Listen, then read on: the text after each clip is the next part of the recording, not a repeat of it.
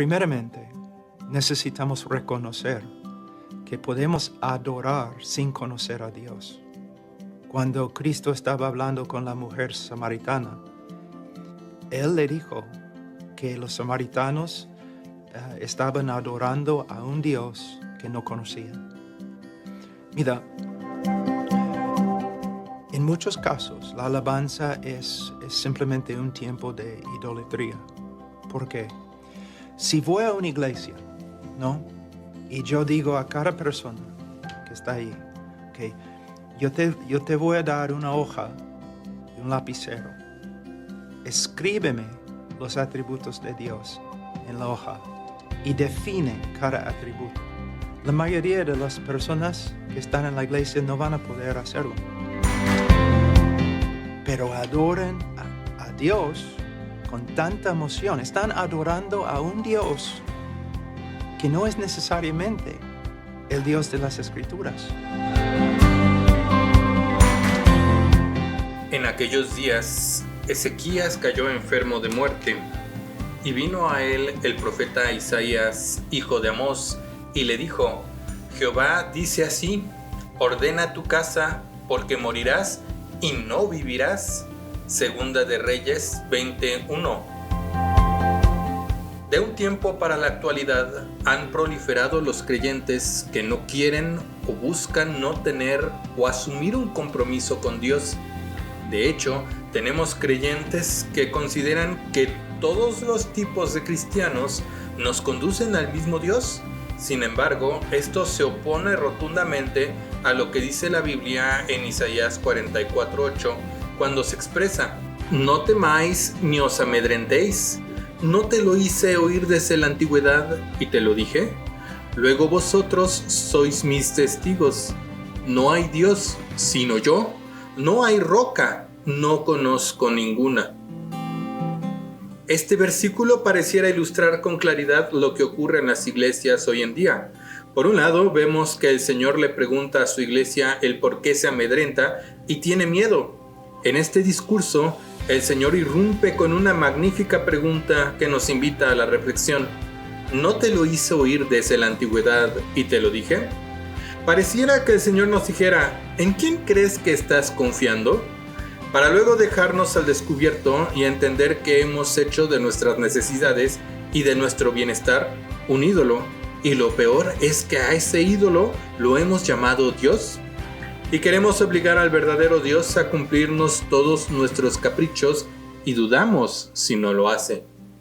Por eso inmediatamente viene el regaño de parte del Señor, el cual comienza con esta frase: luego vosotros sois mis testigos, que asemeja cuando un padre regaña a su hijo y le dice: ¿te acuerdas que te dije que sucedería si reincidías en el mismo error? Entonces el Señor afirma con toda autoridad: ¿no hay Dios sino yo? Con esto nuestro Salvador nos exhorta a abandonar la deidificación que hemos hecho de nuestros placeres e incluso de un Dios hecho a nuestras medidas y a nuestras formas, lo que provoca que hagamos ídolos en lugar de adorar al único Dios verdadero. En la actualidad, muchos cristianos quieren ser aceptados y amados por el mundo y consideran que muchas de las enseñanzas que están descritas en la Biblia ya no son vigentes, o bien las omiten porque su estilo y forma de vida chocan con lo descrito en la Biblia. De hecho, en América Latina existen muchas iglesias de corte carismático que consideran que la Biblia es un libro histórico que contiene la palabra de Dios, pero que no es la palabra de Dios. Sin embargo, esto es un error, porque sabemos que la Biblia es la bendita palabra de Dios para nuestras vidas. Asimismo, existen en las iglesias de corte carismático que piensan que Dios sigue haciendo revelaciones al hombre y que por lo mismo la Biblia debe seguir escribiéndose. Sin embargo, la misma Biblia es muy clara cuando dice: yo advierto a todo aquel que oye las palabras de la profecía de este libro. Si alguno le añade algo, Dios traerá sobre él las plagas que están escritas en este libro. Y si alguno quita alguna de las palabras del libro de esta profecía, Dios quitará su parte del libro de la vida y de la santa ciudad y de las cosas que están escritas en este libro. Apocalipsis 22, 18 al 19. Pero la idea de creer que la Biblia no es la palabra de Dios proviene de una infructuosa campaña que tiene por objetivo el desprestigiar la Biblia. Sin embargo, la Biblia es muy clara cuando dice: antes bien sea Dios veraz y todo hombre mentiroso. Pero, ¿qué hay detrás de intentar anular o contradecir la autoridad de la Biblia? La respuesta es simple: si la Biblia no es la palabra de Dios, entonces ¿cuál es? Y ahí es donde el diablo comienza con su engaño. Porque si la Biblia ya no tiene autoridad, ¿quién la tiene? Y la respuesta engañosa es uno mismo. Uno es la autoridad porque hay algo de sabiduría de Dios dentro de cada uno de nosotros. Y si algo de sabiduría divina, entonces, ¿por qué no considerarnos Dios? Finalmente, todos tenemos algo de divinidad que lo impide. ¿Se da cuenta del engaño? ¿Quién fue aquel que se creyó igual a Dios y quiso sentarse en el trono de Dios haciéndose pasar por Dios? Fue el diablo.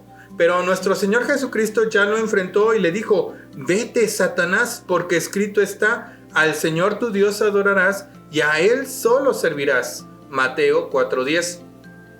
Sin embargo, el ser humano le parece correcto todo aquello que le diga que todo es para la carne, que el ser humano es la medida de todo, que lo va a empoderar, que el ser humano es lo más importante y nada hay como él. De hecho, hay filosofías tan equivocadas y que uno, que por la misericordia del Señor y que ha sido salvo de la obra del maligno, se da cuenta. Porque hoy en día hay esta corriente oriental que afirma que solo basta con atraer, declarar, afirmar, manifestar, vibrar en tono con el universo. Será suficiente para lograr todo lo que uno se proponga. Pero, ¿no es eso querer ser como Dios? ¿Tenemos acaso la misma autoridad de Dios? Además, que se ven ridículos haciendo ese tipo de meditaciones y pedir prestado a la naturaleza como si tuviera algún tipo de autoridad. Entonces se cumple lo dicho por el apóstol Pablo a los romanos cuando expresa: cambiaron la verdad de Dios por la mentira, pues honraron y dieron culto a las criaturas antes que al Creador, el que es bendito por los siglos. Amén. Romanos 1:25. En lo personal, yo me encuentro completamente sorprendido, porque un 4 de julio de 2023 comenzamos, por la gracia de Dios, con esta temporada, la cual ha sido la más larga del canal. Pero en este año y fracción de trabajos espirituales, el Señor ha ido retomando los pasajes que tomamos en aquel video. Pero en esta ocasión la indicación es: ordena tu vida. Hay cosas que arreglar en tu vida, hay cosas que no están correctas y Dios nos llama a ponernos a cuentas con Dios. No podemos avanzar si no estamos primero a cuentas con nuestro Señor Jesucristo. El camino es largo y no podemos volver nuestras cabezas hacia atrás para añorar algo de la vieja manera de vivir. El Señor demanda de nosotros una vida en santidad y recta delante de Él. ¿Cómo poder hacer eso?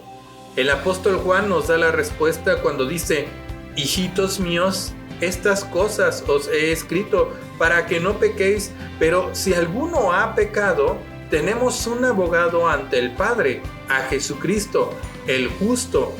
Él es la propiciación por nuestros pecados, y no solamente por los nuestros, sino también por los de todo el mundo. Primera de Juan 2, 1 al 2. Queridos amigos y amigas de Discípulos de Cristo, si hay alguien aquí que esté viendo este programa y el Espíritu Santo de Dios redarguye tu corazón, hermanos, hoy es el día de salvación, hoy es el día de venir a las plantas del Señor y clamar por misericordia, por perdón y sanidad espiritual. Deja ya las cosas materiales, todo es pasajero, todo eso se va a acabar y se queda aquí. ¿Es correcto buscarlo? Sí, pero no te afanes, no dejes que eso se convierta en un ídolo, que nada quite a Dios de ser tu primer lugar. Ahí donde estás, te invito a que cierres tus ojos e inclines tu cabeza. Habla con el Dios Todopoderoso Con los ojos de la fe, acércate a ese monte Calvario y contempla la majestuosa obra redentora de Dios que tuvo un altísimo precio para nuestra redención. Dios te bendiga.